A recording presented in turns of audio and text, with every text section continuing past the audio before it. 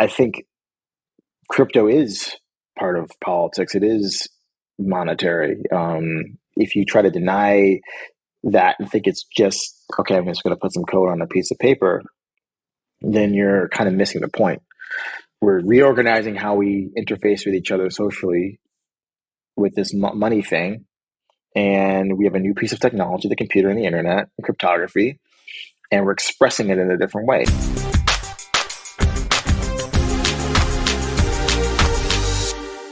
So I think that latter thing you said about clarifying my thoughts is probably the most important thing for me, right? Because I manage my own money. I really enjoy doing it.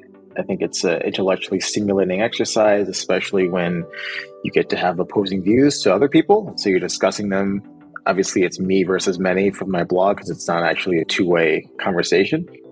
But obviously, people post comments on Twitter and other social media platforms, so you hear what people think about what I've written. But at the end of the day, if while you're trying to put together a cogent argument that's going to be read by a few 100,000 people across the world, you don't want to sound stupid. You want to make sure that your facts are correct. You want to make sure that your logic is correct.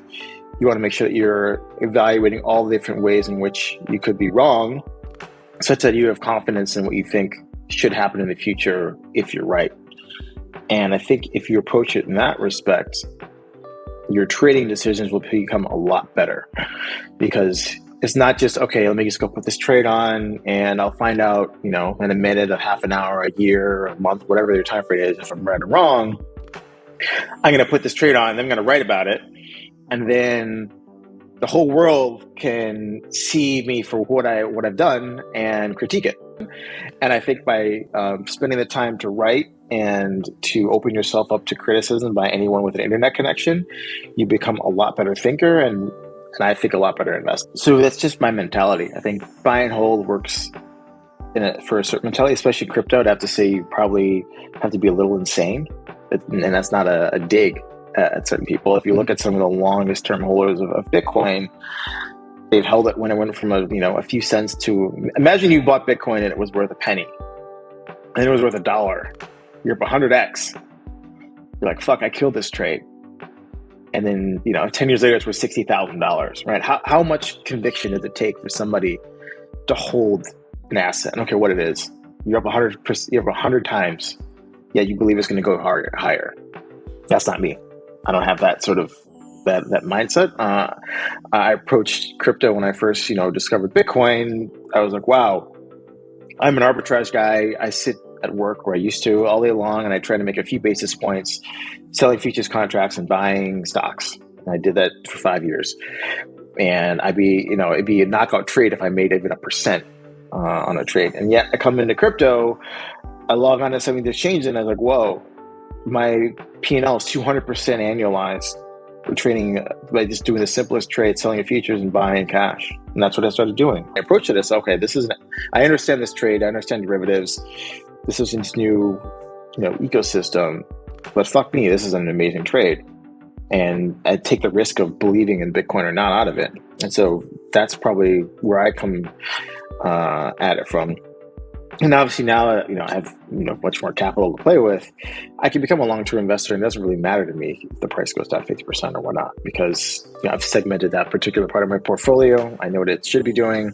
I'm perfectly happy with the volatility, and I don't want to sit at the computer screen all day doing trades. I'd rather write, read a book, do other things. So, to be a trader on a short time frame is extremely difficult. It takes a lot of dedication, and it takes a lot of time. The fact that it takes an internet connection, you log on, you start trading. So you have this whole spectrum of humanity. And because it's money, right? Money is completely fictitious. It's a mental construct of socialized humans. There is no intrinsic value. So it's very religious. So you either have people who hate it or people who love it. And those are the best kinds of markets, because you get extreme volatility as you move from the greed and the fear emotions, and you don't have anything intrinsically to base it off. It's not like you're buying and selling property or like something you can hold in your hand. There's nothing. It's literally somebody or some organization posted a paper on the internet and said, here is a piece of software, let's mine this made up currency. So you have these two spectrums. That's what you want to trade. You want intense volatility, intense beliefs, because you're going to catch people on both sides who are wrong. People who believe too much in the upside, believe too much in the downside. And as a trader, you want a highly volatile asset to trade, because I think that's extremely interesting, at least for me. I think everything in life is nuance. It's like thinking that in markets, right? Nothing goes up or down in a straight line. It's a wave. And so while there might be a camp that's particularly right in the long term, I think Bitcoin is obviously the shining light benchmark asset, the purest form of money in our ecosystem, probably one of the best designed currencies in our ecosystem. But it'll go through ups and downs. Some other coins will outperform it at some other times. Bitcoin will outperform at other times. And so if you're in this, okay, you just buy and hold Bitcoin, and that could be your life, and that's completely fine. And that, to me, that's not that interesting. I'd like to try to, trade around, see what else is interesting out there. Ethereum obviously has captured my interest, and there's a lot of other new things that people can develop using Bitcoin, Ethereum, and some of the other early projects as a substrate to just bring their creativity to it and see what they can create. And then we get to the COVID era where, we think that, okay, we've conquered this energy thing, we're going to become green, and we're done with fossil fuels, and we're going to go wind and solar and whatnot. And then we have a pandemic, which we do about once every 100 years, right? Spanish flu. Now we have this one, debatable, severity or whatnot. And obviously a lot of people died, which is very sad. And what did the world respond with? We're going to print a bunch of money and hand it out to people. Now, US did the biggest. M2 in the US was up 40% from 2019 until current. And everybody else did, something similar. And so we have this monetary aspect. And so we're said, hey, people, here's a bunch of cash. We're going to hand it to you. Go buy stuff. And so people bought stuff. They bought a lot of stuff, especially in America. Stimmies, right? Maybe they went to their Robinhood account and they bought GameStop, or they went down to their auto dealership and they bought a new, pickup truck or whatever. So we have inflation because people have a lot of money. And then, for whatever reason, West, US and NATO and EU/NATO, and the response was, hey, we're going to kick the biggest energy exporter in the world, and that's what Russia is, that's crude, natural gas, fertilizers, and some foodstuffs. We're going to say, you know what, fuck you, we're going to take your money, we'll freeze it, we don't want to trade with you anymore. Okay, cool. And so now you have real inflation of energy and food, because when you remove the biggest exporter out of the global equation, you make things more expensive. So it's just more expensive to get energy from where it's produced to where it's consumed. And unlike, Bitcoin, when you build a gas pipeline or you drill oil wells, you have a destination in mind of where it's gonna go. And so to reroute oil and natural gas from Europe to buyers in Asia, India, and China, it's not the easiest thing to do. And I think Zoltan Posnar, how do you pronounce his last name, at Credit Suisse has written very extensively about it's not that easy to reroute these commodity flows, and that is structural inflation. And there's nothing, you can raise interest rates to 30% if you want to as a Fed. That's not going to build an oil pipeline that's going to get the oil from where it's produced to where it's consumed. And that's the problem. So I think we have two pillars of this, inflationary problem. Now, yes, you can solve the monetary one by, raising interest rates, cutting off the quantity of money. But unless the West wants to re-engage with Russia and say, you know what, sorry, we'll buy your stuff again, then that other structural part of inflation is still there. And it's not as if we have another China or another half of the population that we're going to add to the workforce to make things cheaper to produce. It's just one. So my opinion and my view is that the role of the central bank is to protect debt-backed asset deflation. And if you're a bank, that is game over. Because what you do as a bank, and it's pro-cyclical, is that housing is the easiest example. Banks lend against houses. Because a house is so expensive, the majority of people can't afford a house without financing. Therefore, the value of the house is entirely dependent on how much financing is available. And that's great if the prices are going up, because the bank lends money against the house, you can get financing, therefore the asset grows up, the bank's loan looks healthy, you make your payments, everything's great. But what happens when the asset price goes down? Well, it makes us, oh no, I don't want to lend against this asset anymore. And so by restricting lending, you actually cause it to go down even further. And it's pro-cyclical on the downside as well.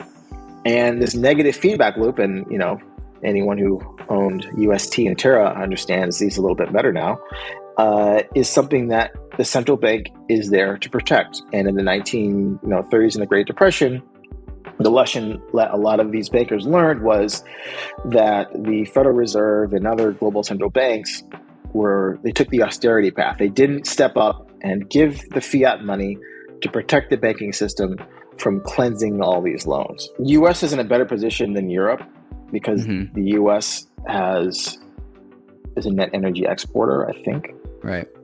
Yeah. Someone can check me on that. Has a lot of land, feeds itself. Europe maybe can feed itself, cannot function at the industrial level. And let's forget about everything in Europe except for Germany and France. They're the only ones that matter. They cannot function without cheap energy. Germany especially cannot function without Russian gas. And we're seeing that play out in real time. Was it German producer prices are up, 40% year on year in the last print or something ridiculous. Trade balance is negative. Some of the biggest industrial giants in the world are contemplating shutting down these facilities. And these are not, I'm not a chemist or, I've ever built anything at this scale, but from my understanding of these very complex systems, it's not as if you flip the off switch. That's a political decision. I don't know which way it'll go, but if these are the allies of the U.S. and essentially do what they're told by the U.S. political establishment, then the reciprocal action would be, well, you got to help us survive politically, because politically, the Euro project will not be able to survive if the ECB goes it alone without any help from America. You have the printing press, major technological advance, printing money, right? Paper money, big thing. You have the telegraph, communications, being able to communicate value across the world. That's kind of like Bitcoin. So you have these big, and you have obviously the computer, right? And so we're moving forward in the way that money is and technology interfaces. I know we don't consider these things technological advancements, but they are, and they were back in the day. If you had a telegraph and the other bank didn't, or the other trader didn't, you had better information and you made better decisions.